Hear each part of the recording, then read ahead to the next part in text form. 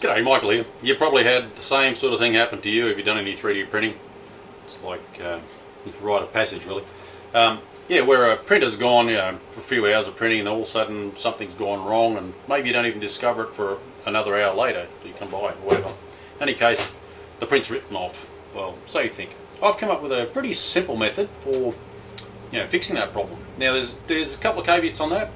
Your printer has to have like a good mechanical homing. So I don't use the BL Touch or any of the inductive sensors or anything like that. I've made everything so it simply works with mechanical settings. The other thing that you need to have, unfortunately, the printer I was printing on, which was the Black Widow, has got what's called safe homing, because it's also designed to have the BL Touch work on it. So the safe homing homes in the center of the print bed. So of course you print in the middle of the print bed, and that it's not possible for it to happen. So you have to have it so it homes away from the part that you're printing. So this method relies on the fact that the printer has to home mechanically, not with like a bed sensor, and it has to home away from the part you're printing. They're the two things that are important. But if that's the case, which it basically means it's a simple machine without resume probably anyway, this will work fine. So what you have is L-file print. You need to know that height. Now, to know that height, the best tool for the job, wherever we've gone, here's a set of vernier calipers. Now, I bought a couple of digital calipers over the years. They're long gone. This one's about 40 years ago that it was bought. So, this one's proven that it's the one that lasts. And basically, it is no less than it was 40 years ago when it was made. So it's a very good set of calipers then, and it's still exactly as good now. The only thing you need to do is learn how to read these things. Now, vernier refers to this scale. It's called a vernier scale. So if you've got digital calipers, they are not vernier calipers. It's the vernier scale that forms the vernier bit, and these are calipers. Now, if you don't know, they've got 3 areas of measurement. You've got the ability to measure outside a part, thusly, inside a part with the opposing that. You can see that. Yep. And you can also measure depth, which is the tool I use for measuring the height of the print. So you do that. Oh, my hands are a bit too back to front. So you set the thing to that depth. You can see it. Webcam's not very clear, but here we are. Okay, so that's got that. You'd use that to measure the height from the table. Then you'd read the scale, and the part that failed on me was, where are we?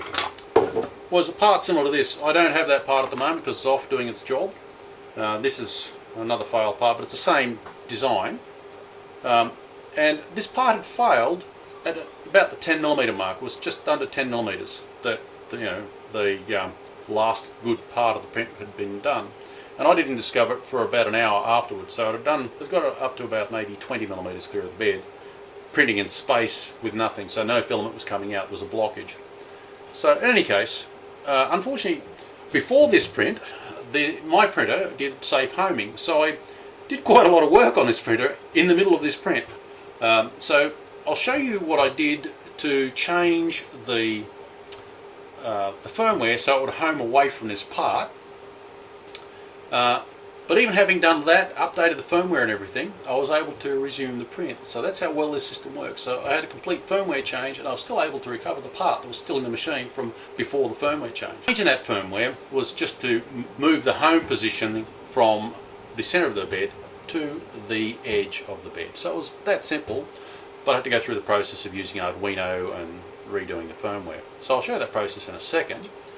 But if your printer already does that, you don't even have to worry about that process, and you can move straight along to later on in the video. I haven't got a time yet because I haven't edited the video, but later on in the video, it's simple. A text edit of your G-code file will allow you to recover that part. So let's move on to the Arduino for the moment. Alright, so if your machine uses a Marlin file, like if it's an Arduino setup, and it homes in the center, this is the method for fixing that issue, so it homes towards one corner away from your print. So we'd open up the Arduino IDE. Now, if you haven't done this before, maybe you need some practice, and this is not the place. I'm not giving you a full instruction, but here we go. The file we're looking for is configuration.h. Control F for find. We want to look for safe underscore homing, and it takes you, oh, nearly there. Where are we? It's about 2/3 of the way down. Probably one more. Here we go. It was actually the right line. Okay, now, so before I started this edit, oh, that's what it looked like. So I'll just close that. Okay, so disable that. We put 2 forward slashes in place. I just put a space there for me, it's not required. Okay, so then you'd upload it to your controller. Again, I'm not trying to make a tutorial about how to drive Marlin, so this is probably not the best place if you've never done this before, but that's the detail we're looking for in this case. Alright, so to send to the machine, you've got to remember, of course, what kind of board it is and what type of processor. I can't get access to the port right now because it's not physically plugged into the machine, but the programmer is USB Tiny ISP in this case. So yeah, you'd have to know all that about your controller to play with this. So it's not a big deal, but I'm not covering that fully here. Anyhow, so I made this modification, uploaded it to the Black Widow, and that enabled it to home off the Platinum. Now it's important that we're not using like probes like a BL Touch or an inductive sensor or whatever. So yeah, we're using the mechanical stop of the Z as our homing position sensor. Alright, so after having done that, let's just close that window. I don't need to save it. I had to look at the file, and this is the method for actually recovering. If your machine's already set up correctly, this is all there is involved. So all of that I've just showed you is no longer that important, or is not that important to you if you're already got homing in the right spot. Okay, so let's look for our files. Server, 3D printing, wherever you've gone. There we go. Now the file that I had the problem with, let me think where it was, G-codes, there we go. It was on my TiVo. Yes, here's the one. Now, you need a good text editor. It's very easy to call them a simple text editor, and that's a bit of a misnomer because in fact they're a comprehensive editor, but they don't add garbage to it or they don't embellish the text. So what you edit is what you actually get written to the file. You can't use something like a word processor like Word or Open Office or something like that. You've got to use a clean text editor. Now WordPad on Windows won't do it. Notepad on Windows doesn't really corrupt the file, but it probably won't handle the file sizes involved because these files have got squillions of lines in the G-code. So we're talking about editing the G-code, which is what you sent to your printer or what you put on the SD card. G-code is clear text, so it's human readable. Now let's just have a look. I'll actually open both of them. So I'll open it with, come on. I'm using Pluma because that's what's that's what's available on, well, one of the many available on Linux. Open with Pluma as well. There we go. Okay, so this one here, I might just, oh, that's all right. This one here is the original file, and this is what I edited to. Now, this was created by Slicer, as you can see up here. So the commenting is quite sound. Every different slicing program will have something different. But in any case, read through. If you don't have these comments to explain what there is, you can use this as a bit of a reference, funny enough, for what's involved. M190S60 was to set the bed temperature and wait for it to be reached. And then set the actual printhead temperature. Home all axes. Now, that's still okay. But what we have to do is change it so when it finishes the home cycle, you end up with the tip, like let's say there's a portion printed, it has to be high enough to be clear of it. So when it moves sideways to do the print, it's not going to catch the edge. So where's my little block that I had a minute ago? Okay, so you've got this block here. We don't want to have it homed at 0 and then try to move on to the part to start printing. It has to be actually high enough before it starts printing. So if it's too high, that's fine because it'll come down and then do the print. Alright, so so long as your number is higher, now I'd already had like 10mm printed, so I just made it 50. I think I made it 51 randomly, but yeah, 50 to lift the thing clear. so that when it comes onto the part, it's not going to pick up an edge of the part and cause problems. So, okay, so I had to change that. Then we have to go down to where it says here, this is our first Z coordinate, which on this particular G-code file is at around line 24, which will be probably quite a common place around about that neighbourhood. But the first Z, and you can see in this case it was 0.35 of a millimetre.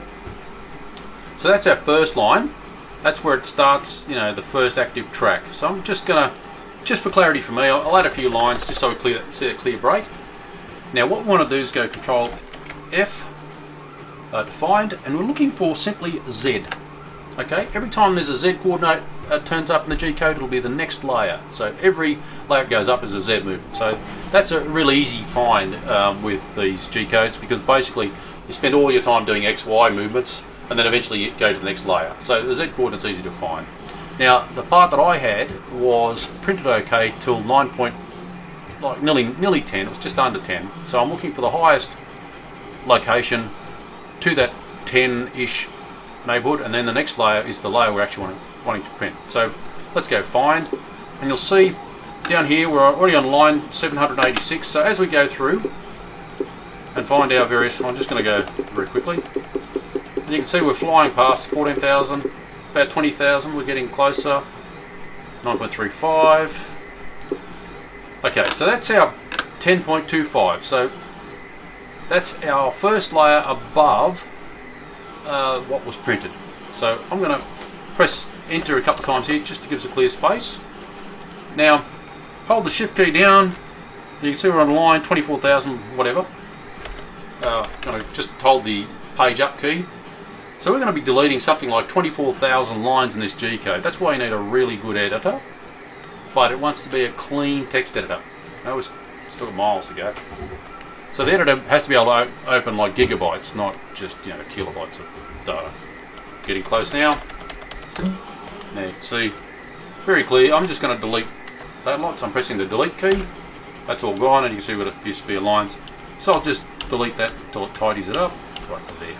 Okay, so that is the edited file. Now I saved it as a file called edit. Now let's just have a look, and you'll see it's identical. New file that I've just edited, or the previous one that I actually sent to the printer. I sent that to the printer, and it resumed the print basically on that next layer and gave me my part back. So my part is completely intact, and it was a great recovery of, you know, having spent a couple of hours of printing and whatever filaments tied up in that. So that's basically it. Now you send that to your printer. Either you use, like I've got the Octoprint set up on, you know, Raspberry Pi, so Octopi, or you put it on your SD card and put all that file up, and so it'll home. Set a position high enough to be clear of the part. Where's my little part? So it'll do the homing, then go up high enough to be clear of your part, and then resume the print wherever you left off. So simply being able to measure that height is enough for you to find the location. It's actually a quick find. So all you need to do if your printer is already homing is just this text edit. So it's a very quick procedure, and to find the positions, you're only searching for a Z value. If there's a small amount of double printing, you'll probably find that the printer will tolerate, if there's already a couple of tracks laid down, it'll probably tolerate reprinting those same tracks. It might make a few, you know, might complain a little bit, but you probably end up with the print intact. Especially if there's a lot of like fill area, because randomly it probably will have interrupted in the middle of the fill somewhere, or, you know, it's not going to be a big deal.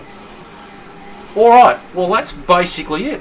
Feel free to like, share, subscribe, save a friend, teach them how to do this. Be kind to each other. Well, that's it from me. Bye now.